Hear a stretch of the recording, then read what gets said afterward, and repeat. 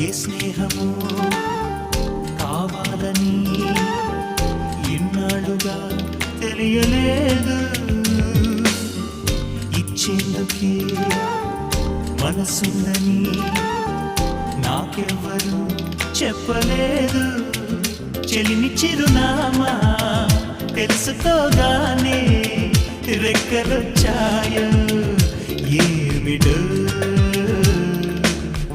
ఎటు వెళ్ళిపోయింది మనసు,